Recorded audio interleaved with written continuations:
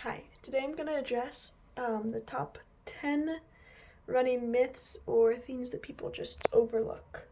Number one, nutrition. A lot of people think that they don't need to eat much as a runner or that they need to be in a calorie deficit to be thin enough for their race rate or whatever. Instead, it's better to be strong and have endurance. Think of your car like an engine.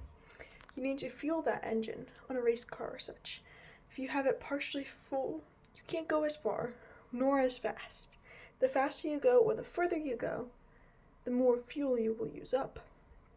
Make sure to, before you run, have some carbs. Please don't run fasted because you could pass out or mess up your performance and how you're doing. And then afterwards, within 30 minutes, you need like a protein snack or something. Then within at least 3 hours, you need a meal that includes protein for calorie building and recovery, and it requires carbs to refill your energy stores in your body, and some fats to help cushion your joints and help with health and all that stuff. Number two is body shape and size. A lot of people think that to be a successful runner, they need to be super thin, like under 100 pounds or under 115. That's not true. You don't need to be light to run fast. Instead, you gotta be strong and able to carry yourself and able to actually finish the race. A lot of people also think that they need to have abs. Abs is the rectal abdominis muscles, and those are the ones on the outside. And yes, those can be more toned, especially if you have a lower body fat percentage or if you work them. But the more important core muscles to work are your deep core muscles to help keep that posture really good. So think pelvic floor, transverse abdominis. Obliques is good for the twisty movements. Rectus can be a fun thing, and it's good to be all the way stable. Multifidus, rector spinae, quadratus lumborum, those muscles in your back that keep your spine up straight. All those good muscles, especially pelvic floor and transverse abdominis, those are the ones that are important to work. Also a note is, a lot of people, when they say pelvic floor, they want you to suction your back into the ground. That's so bad, that collapses your pelvic floor. That's really bad for it.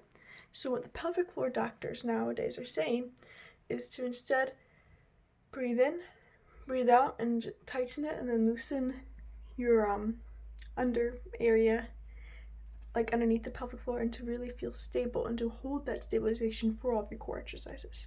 So do not collapse your pelvic floor. Another thing that people think, so number 3, is that runners can't gain muscle.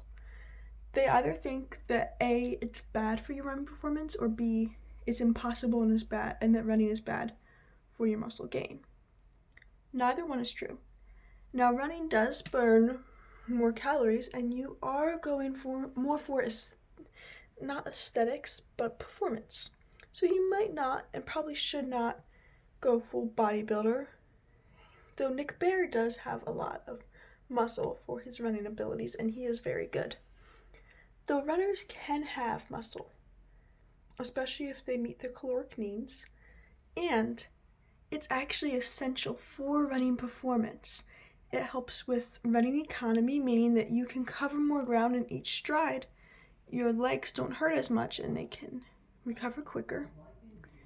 It helps with stamina, mitochondria density, oxygen production, so your body's ability to convert energy to fuel, and movement, and your body's ability to use the oxygen and move it through your system and keep you going.